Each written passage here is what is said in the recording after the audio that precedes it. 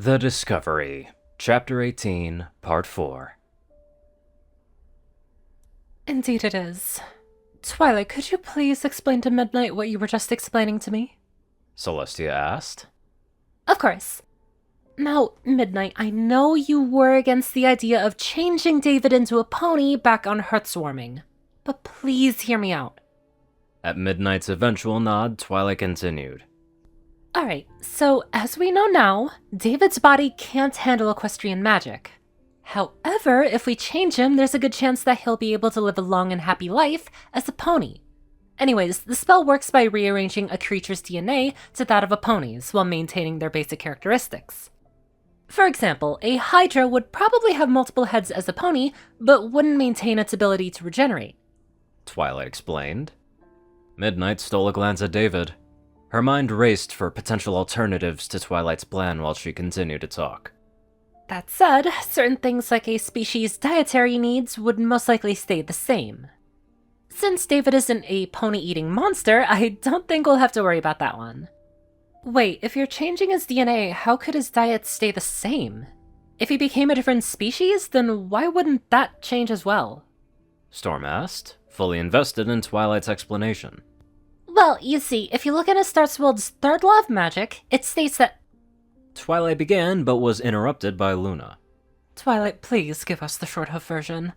Luna admonished. Oh, right, sorry. The point is, certain aspects of a creature simply cannot be changed by magic, no matter how much you pour into them. If we use the spell on David, we could turn him into a pony and save his life. He would never have to suffer from magic again. Midnight and him could live together, and she wouldn't have to worry about her magic hurting him anymore. Twilight finished with a proud smile. All eyes once more fell onto Midnight as the rest of the ponies in the room eagerly awaited her response. After several painful moments of silence, Twilight spoke up again. Midnight? I thought you'd be ecstatic to hear this, but you seem not that at all. What's wrong? Well, it's just— look at him. He can't agree to this. Midnight muttered, just loud enough for every pony to hear. Well, yes, that's why Princess Celestia decided that you should be the one to make the choice for him if he ended up in a circumstance like this. All we need is for you to say yes, and we can save him. Twilight said, hoping to bring some life to the Dark Unicorn.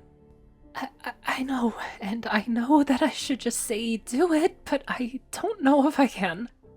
Midnight said, her tone just above a whisper. What do you mean? Twilight asked incredulously. I never talked about it with him, okay? Midnight said, her mane once more hiding her face. After Hearthswarming and the therapist, I convinced myself that Dr. Winnie was right. That David just had some issues after the crash and that he was fine now. I didn't want to believe anything could happen to him again. I just pretended that the conversation never happened. Midnight shamefully admitted. The room fell silent. No pony knew what to say or do. After some time, it became unbearable. Well, regardless, you have to make a decision now. Storm said, trying to be as gentle with her words as she could. I can't! I can't make that kind of life-altering decision for someone, especially not for someone I love. What if he actually enjoys being human? What if he doesn't want to be something else? How would you like it if you were in a coma and I decided to change you into a snake while you were asleep? Midnight angrily shouted. Midnight, please, you need to relax. Celestia interjected, trying to calm the situation. I can't just make choices that could impact him for the rest of his life! Midnight! Luna shouted, using her full Royal Canterlot voice. Midnight almost fell over from the force of Luna's voice.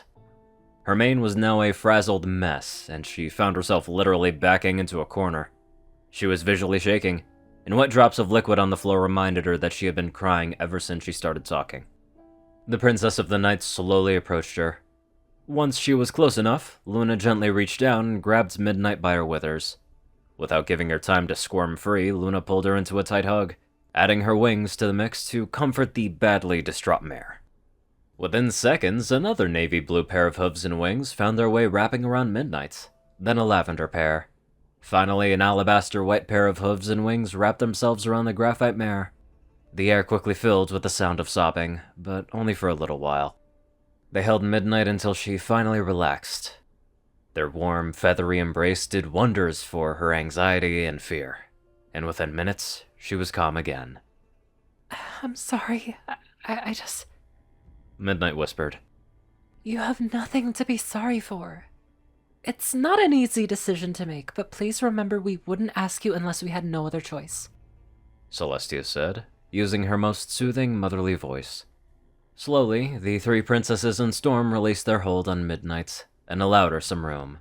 She was still shaking slightly, but her breathing had returned to a more normal level, and her tears were finally gone. Midnight, we want nothing but the best for both you and David. In all honesty, I think the only way you can have that is if we go through with this. Twilight pleaded. What if he doesn't want to be a pony, though? I don't want to force him to be something he doesn't want to be. Midnight whispered. Midnight, I believe I should tell you the reason as to why Twilight was even researching the spell in the first place, Celestia announced. Midnight turned her head up to look at the Sun Princess. Before Heartswarming, before you and David were together, he came to me with an idea. He had decided that he wanted to be with you. However, he was still afraid of other ponies judging you for being with him. He asked me to research a spell that could give him the option to become a pony so that you two could be together, Celestia explained. Midnight's eyes widened at the news. She slowly turned her gaze to David's sleeping form.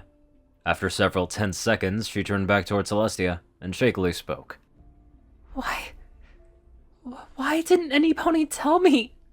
Only Twilight and I were aware of the spell. I am very sorry, but David specifically asked me not to tell you about it.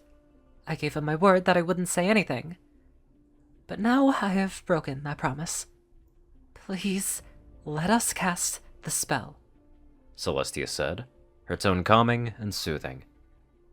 Hey, but why didn't he tell me? Midnight managed to ask.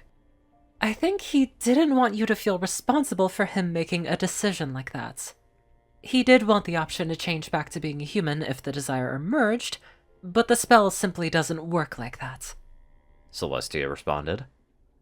So he still wanted to have the ability to change back, Midnight said, piecing things together. I believe that he wanted that option, yes. Regrettably, there just isn't a spell that can do that right now. That is all we have, and I fear we do not have much time to make the decision.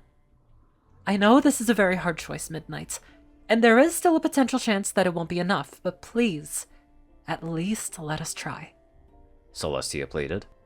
Midnight hung her head low. Her eyes glued themselves to the floor as she pondered for the right decision. I don't know what to do. I want to say yes, but he still wants to be a human.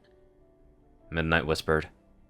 There simply isn't time to find another option, Midnight. I know this isn't fair, but if you do not agree to the spell, David will die. At least if we do something, there's still a chance, Luna said, honesty filling her voice. Midnight was silent for a while. Her mind raced back and forth as she thought over her options. Despite her reservations, she knew she really only had one choice. Okay. Her voice was barely a whisper, so quiet that Celestia barely even heard her. Thank you. I promise we will do everything we can to save him, Celestia said. So we can do the spell then? Twilight asked, having not heard Midnight. Yes, we will begin immediately. Storm, could you please get the doctor? Celestia replied. Of course, Princess, Storm said, moving out of the room. Twilight and Celestia began unfurling the scroll. They set it down in the middle of the floor and began preparing themselves for the spell. Luna moved to inspect the scroll before addressing Celestia. Sister, is there anything I can do to help? Luna asked. Yes, we'll need your magic to help power the spell. If I understand this correctly, then it's going to require astronomical amounts of magical energy to cast, Celestia replied. Yes, you two are going to have to supply the power for the spell to work, while I add the fine-tuning and direct it in the way we need it to work with my magic, Twilight added. Good, sounds easy enough. Just let me know when. I'll read this in the meantime, Luna replied, looking down at the scroll.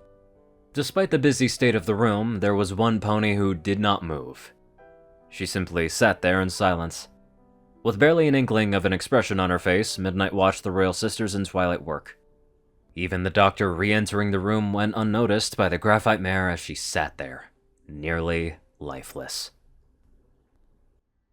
Imagine if you turn into a frog. Anywho, let's get on to our beautiful donators. Top donators: Jessie Smith, Star 630, BadassWaffle, Only One Thing, Ceru, Orion, and Caladis. MLP, JockeTF, Luciisu, Rayden, Narwhals, Blackmoonheart, Pastos, Guys, Austin, Roland, Sorpa, The Mortar, Nomicon, Library, Rumor Scythe, Will, Chris, Twinkie, Rise, Soul, Shadow Moon, Luigi, Chancer Crust, Big Smoke, Bobcat, Murder Princess, Jet, Little Mighty, Solar Symphony, and many more awesome people. Thank you all so much for watching this video, and live life to the fullest.